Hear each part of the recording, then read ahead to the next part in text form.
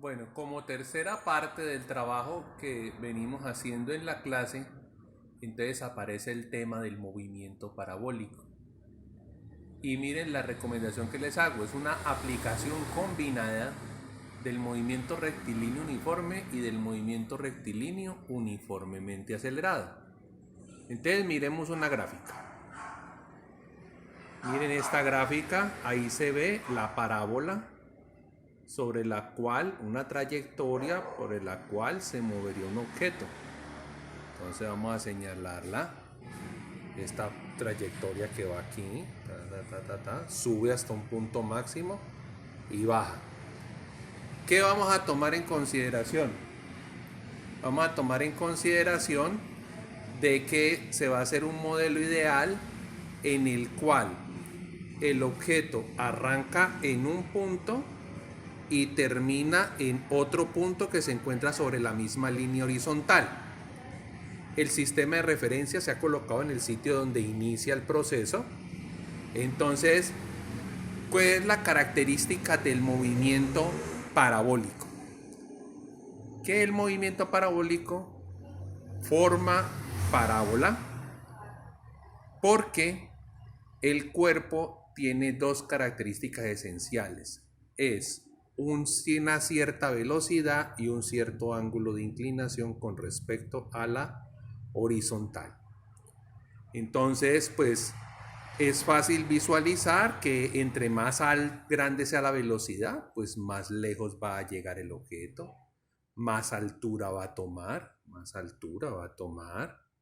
¿sí?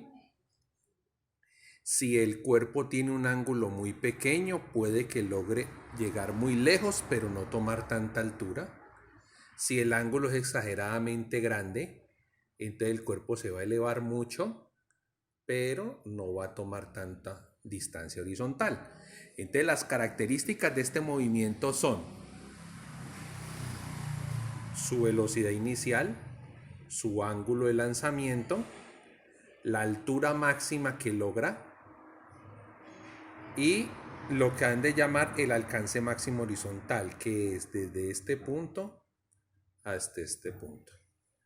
Entonces, ¿por qué es una combinación de movimiento rectilíneo uniforme y movimiento rectilíneo uniformemente acelerado? No existen las ecuaciones para el movimiento parabólico. Existe una combinación de dos modelos y que se superponen. Entonces, ¿cómo así que se superponen? Vamos a analizar esto muy despacio. Observen las flechas horizontales. Bueno, lo primero es, vamos a encontrar qué es lo que está pasando. Desde el punto de vista sumatoria de vectores y acordándonos de un temita que dimos al comienzo de año que se llamó suma de vectores por el método del paralelogramo. Entonces recordamos que decía, si usted quiere sumar dos vectores, los une por la cola. Miren, este vector y este vector los unimos por la cola, generamos el paralelogramo y la diagonal es la resultante. Pero aquí tenemos el proceso al contrario. ¿Cómo así que al contrario? Nos han dado la resultante y lo que se desea es que podamos encontrar cuánto valen cada uno de sus lados.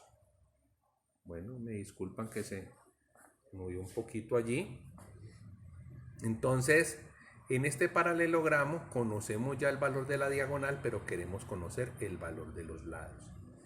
Desde el punto de vista gráfico, pues lo trazamos, nos guiamos por las cuadrículas del tablero y todo. Pero tiene que existir un modo analítico de poder encontrar cuánto valen. Entonces miremos, este vector velocidad produce una sombra en la parte horizontal y a esa sombra va a ser este vector rojo que llamamos velocidad inicial X. Como este se llamaba velocidad inicial, este se llama velocidad inicial X, o dicho de otra manera, se llama la componente del vector velocidad inicial sobre el eje X. Asimismo, de manera análoga, vemos que también se produce una sombra sobre el eje Y y esa la llamamos componente rectangular sobre el eje Y o la proyección del vector velocidad inicial sobre el eje Y. Entonces vámonos por la trayectoria y observemos qué va pasando. Miremos para el caso aquí y para que lo observemos bien con el tablero. Este vector horizontal mide 2 cuadritos, este vector vertical mide 4 cuadritos. Empieza el cuerpo a moverse, a pelear contra la gravedad. Si él empieza a pelear contra la gravedad, ¿qué debería estarle pasando lógicamente a la velocidad vertical? Tendría que reducirse. Y miren aquí el detalle. Ya ahorita aquí, en este punto, la velocidad nos da más o menos cuadrito y medio. Veníamos de 4 cuadros y aquí ya vamos en cuadrito y medio. Pero la velocidad vertical, la velocidad horizontal, perdón, sigue siendo 2 cuadros completos. No ha cambiado. Llegamos al punto de la altura máxima. Como es el punto de la altura máxima, pues la componente de la velocidad vertical es 0. Y toda la velocidad que lleva el cuerpo corresponde nada más a la proyección en el eje X. Por eso ustedes ven que el vector azul, que aquí es grande porque viene de la conjunción de este vector horizontal y de este vector vertical, a medida que voy subiendo empieza a disminuir de tamaño porque disminuyen las componentes. La componente vertical, la horizontal sigue igual. Aquí es donde es de mínimo tamaño porque no hay componente vertical, solo horizontal. Entonces el vector velocidad es solo igual a la velocidad vertical y empezamos a bajar. ¿Y qué va pasando? Miren que este punto, voy a agrandar aquí la proyección, este punto está en el mismo plano horizontal que el punto que puse acá. Y entonces, ¿qué estamos mostrando? La velocidad horizontal sigue siendo la misma, pero la velocidad vertical ahorita empieza a crecer, pero empieza a crecer en el sentido que negativo. De la misma forma en como estaba acá en cuanto a tamaño, ahora está acá. Por eso lo llamamos menos BY. Y si seguimos bajando y llegamos ya hasta el punto que coincide con el plano horizontal de donde arrancó, encontramos que la velocidad que tenemos aquí al final es la misma velocidad inicial en cuanto a tamaño. En cuanto a ángulo, pues ahorita se mide de una manera distinta, pero la proyección horizontal sigue siendo igual y la proyección vertical, miren, la identifico como la contraria a la proyección de la velocidad inicial en el eje Y. ¿Por qué la contraria? Porque tiene el signo menos. Aquí también mide 4 cuadros. O sea de que el ángulo de salida resulta siendo el mismo ángulo de entrada para chocar. ¿Sí? Como aquí estamos hablando de la gravedad que nos está pasando. Ah, bueno, pero entonces, ¿y dónde sacamos las ecuaciones para analizar esto? Es muy sencillo. Muy sencillo. La modelación matemática, vamos a verla aquí. Por eso fue que en los videos anteriores hablamos de la caída libre. ¿Por qué? Porque vamos a coger como si el cuerpo que va a moverse en el movimiento parabólico se partiera en 2 pedazos. Vuelvo aquí. Se partiera en 2 pedazos. Como si fuera un granito de café que lo rompe usted a la mitad y entre una mitad de un granito va a subir y va a bajar. Y la otra mitad del granito se va a ir moviendo horizontalmente.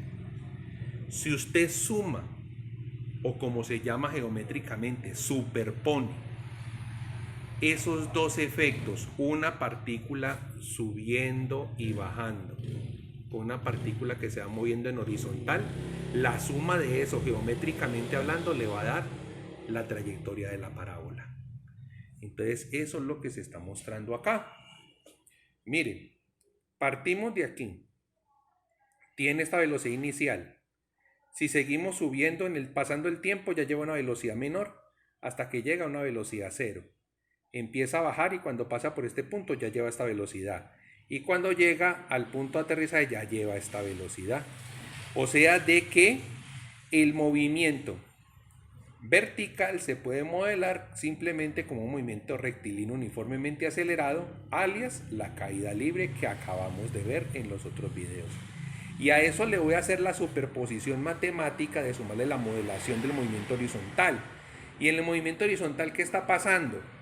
Miren que en todo momento la flecha midió dos cuadritos, dos cuadritos, dos cuadritos, dos cuadritos, dos cuadritos. O sea que se conservó el tamaño, la dirección y el sentido. O sea que estos 5 vectores son iguales. ¿Cómo son iguales? Pues significa que el movimiento horizontal no está influenciado por la gravedad. Entonces usted lo que va a hacer es decir, bueno, entonces, ¿cuáles son las ecuaciones del movimiento parabólico? ¿No? Esas ecuaciones no existen. Usted lo único que va a hacer es plantear, cuando haya necesidad de recurrir a las variables y a los elementos que me otorga la modelación vertical, voy a acudir al modelo rectilíneo uniforme de caída libre. Y cuando necesite alguna variable que se pueda obtener desde el movimiento rectilíneo uniforme, pues voy a acudir a la modelación horizontal y listo. Vamos a ver un detalle de algo que va a ser como la introducción a la trigonometría, pero lo vamos a ver de una forma muy suave, porque pues eso ya es una responsabilidad del curso que viene en grado décimo. Entonces, miren cómo lo planteo allí. Ustedes ya en geometría han tratado un tema que se llama triángulos semejantes. O sea que los triángulos pueden cambiar de tamaño, pero la relación entre las longitudes que hay entre ellos serán las mismas. Entonces ustedes pueden ver que yo aquí he dibujado dos triángulos. Un primer triángulo es el triángulo que traíamos de decir que tengo la velocidad inicial, la proyección sobre el eje X y la proyección sobre el eje Y y un ángulo con el cual tiene la elevación. Y lo vamos a relacionar con unas funciones matemáticas trigonométricas que se llaman seno y coseno. Entonces este triángulo es semejante a este, donde esta velocidad inicial va a ser reemplazada por un 1. Esta proyección de la velocidad inicial en el eje X va a ser reemplazado por la operación coseno del ángulo. Y esta velocidad inicial Y o proyección de la velocidad inicial en el eje Y va a ser reemplazado por la operación coseno. Si aplicáramos el teorema de Pitágoras, recuerden que el teorema de Pitágoras, ¿qué dice? Dice que la hipotenusa al cuadrado es igual a la suma de los cuadrados de los catetos. En el primer triángulo, ¿quién es la hipotenusa? Velocidad inicial al cuadrado. ¿Quiénes son los catetos? Velocidad inicial X elevada al cuadrado más velocidad inicial Y elevada al cuadrado. Ahí está el teorema de Pitágoras. Si lo aplicamos al otro triángulo, diría entonces 1 al cuadrado, que viene siendo el mismo 1, va a ser igual a coseno al cuadrado del ángulo más seno al cuadrado del ángulo. Y a esto se le va a llamar la ecuación fundamental de la trigonometría. Usted se sabe eso en décimo y va a salir muy solvente de todas las operaciones trigonométricas. Entonces, observemos acá cómo es que vamos a hacer una relación entre ellos. Entonces, haciendo unas proporciones entre esos dos triángulos que se va a obtener. Entonces, miren la relación que voy a hacer. Voy a coger y voy a relacionar este lado con la hipotenusa y voy a decir que va a ser igual a la misma relación del mismo lado con la hipotenusa, pero en el otro triángulo. Entonces, ¿eso qué va a decir? Componente X de la velocidad inicial, tamaño de la componente X de la velocidad inicial, dividido el tamaño de la velocidad inicial va a ser igual al coseno del ángulo dividido un 1. De allí que nos proponemos encontrar. Nos proponemos encontrar la velocidad inicial X. Entonces, ¿qué tenemos que hacer en esta relación? Pues esta velocidad inicial que está dividiendo pasa al otro lado a multiplicar y eso nos va a dar esta expresión. Que la velocidad inicial en el eje X va a ser igual al tamaño de la velocidad inicial multiplicado por el coseno del ángulo de inclinación. Y ese se va a mantener siempre constante. Por eso es que es el modelo rectilíneo uniforme.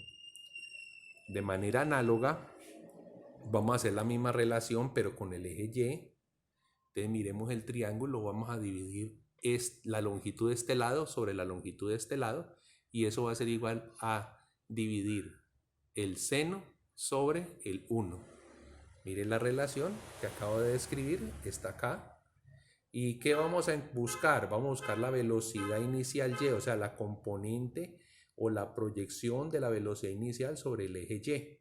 ¿Qué está haciendo esta velocidad inicial aquí? Dividiendo, pasa al otro lado, multiplicar. Y entonces aquí dice, velocidad inicial de Y va a ser igual a la velocidad inicial por el seno del ángulo.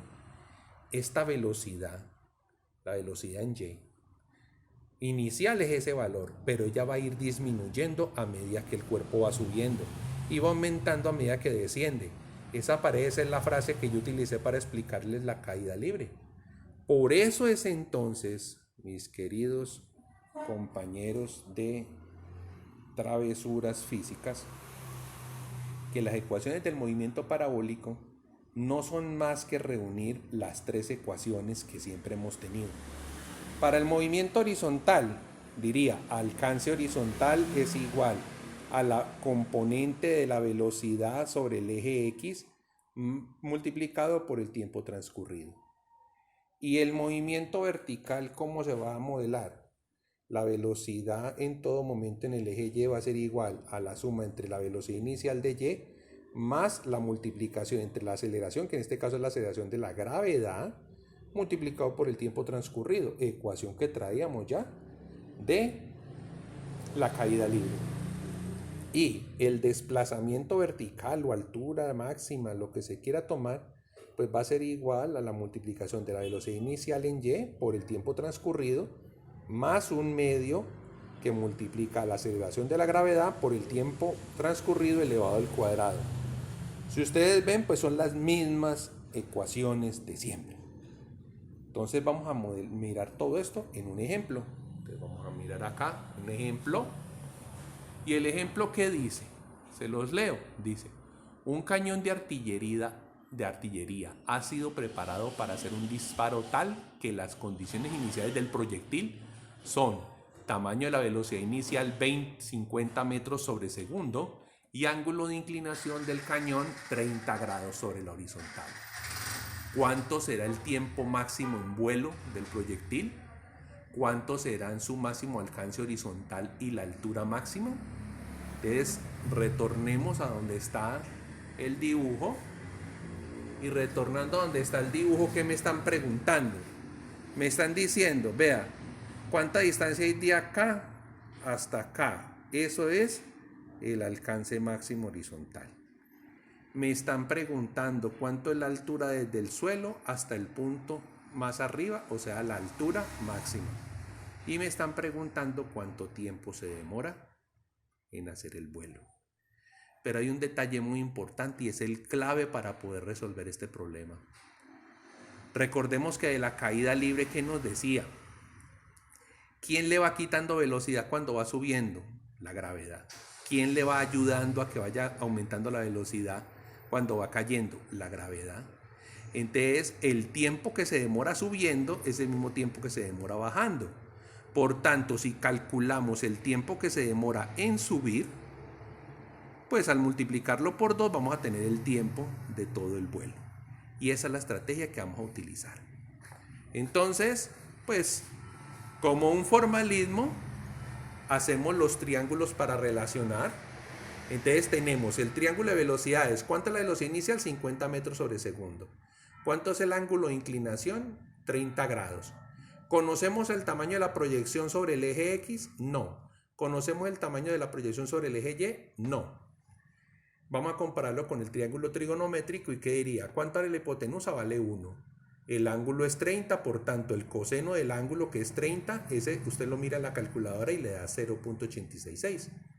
Y el seno del ángulo, que es 30 grados, le da 0.5. Entonces hacemos la relación. ¿Cuál relación? Entonces, desde el punto de vista del movimiento horizontal, ¿qué diríamos? Miren lo que dice el primer renglón. Dice, velocidad inicial X va a ser igual a la velocidad inicial, el tamaño de la velocidad inicial por el coseno de 30 grados. ¿Cuánto es la velocidad inicial? 50 metros sobre segundo. A multiplicarlo por 0.866 nos va a dar 43.3 metros sobre segundo. Esa es la velocidad en X y es la que se va a mantener constante. Por tanto, el alcance horizontal va a ser igual a la multiplicación de esa velocidad, que es 43.3, por el tiempo transcurrido. ¿Qué tenemos que buscar? ¿Cuánto vale ese tiempo transcurrido? En el movimiento vertical, ¿qué vamos a tener? En el movimiento vertical tenemos la proyección de la velocidad inicial sobre el eje Y va a ser igual al tamaño de la velocidad inicial por el seno de 30 grados. ¿Cuánto es el tamaño de la velocidad inicial? 50 metros sobre segundo. ¿Cuánto es el seno de 30 grados? 0.5. Al multiplicar los dos, pues la velocidad va a dar 25. Por tanto, la ecuación va a quedar, la que tenemos que es velocidad en Y va a ser igual a velocidad inicial más G por tiempo transcurrido, pues va a ser igual a 25 metros sobre segundo J, porque es hacia arriba, más 9.806 metros sobre segundo al cuadrado, que G, que siempre va apuntando hacia abajo, multiplicado por el tiempo transcurrido. Si ustedes ven entre estos términos, que a pesar de que aquí dice que se suman por los signos, van a terminarse restando, y entre más tiempo vaya pasando, pues menor será la velocidad, porque cada vez se va haciendo más grande este término que el que está restando. Y si miramos la ecuación 3, que es la de desplazamiento vertical, pues ¿qué me va a decir?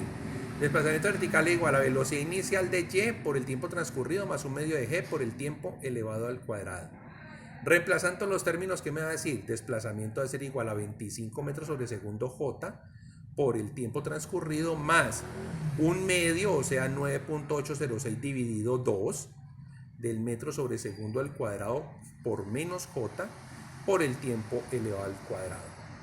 Entonces, ¿cuál es el planteamiento con el que lo vamos a resolver? Y les dije allá, dije, bueno, cuando la altura, cuando el desplazamiento corresponda a la altura máxima, o sea, el punto medio del vuelo, pues vamos a tener que la velocidad final en Y es 0 y que el tiempo que usted puede hallar, que lo vamos a llamar delta T1, el tiempo transcurrido, va a corresponder a la mitad del tiempo del vuelo. O sea que cuando yo encuentre este valor y lo multiplique por 2, tendré el tiempo total de vuelo.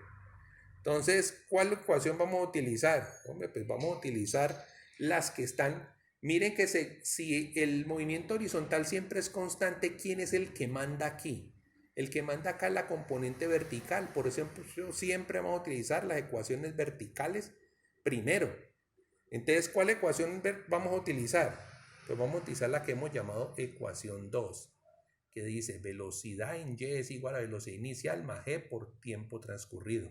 O sea, 25 más 9.806 por tiempo. Reemplacemos los términos. Vamos acá y reemplazamos los términos. ¿Quién es la velocidad final? 0. Entre el punto de arranque y el punto medio. ¿Quién es la velocidad inicial? 25 metros por segundo J. ¿Quién es la aceleración? 9.806 en negativo. Y este es el tiempo. Entonces, ¿qué va a pasar? Despejemos. ¿Qué está haciendo este 25 aquí? Sumando. ¿Pasa al otro lado a restar? Entonces pasa al otro lado a restar. Y al otro lado igual queda el 9.806 por el tiempo. ¿Qué está haciendo el 9.806? Multiplicando. Pasa al otro lado a dividir. Entonces miren que aquí en el tiempo me va a decir ese menos 25 dividido este menos con este menos se va, este metro sobre segundo con este metro sobre segundo se va, queda vivo esta unidad segundos, y cuando hago esa división entre los dos me va a dar que ese tiempo es 2.5494. Por tanto, el tiempo total de vuelo pues va a ser la multiplicación de este por 2 y me va a dar 5.0988 segundos. Ahora, el alcance máximo horizontal, ¿con qué ecuación la vamos a encontrar? Pues con la ecuación 1, que dice que el alcance horizontal es igual a la velocidad horizontal por el tiempo transcurrido. ¿Cuánto tiempo ha transcurrido para poder que se cumpla la velocidad, el alcance máximo horizontal? Pues la velocidad en X es 43.3. ¿Y cuánto es el tiempo? Pues 2 veces el tiempo que hemos hallado acá.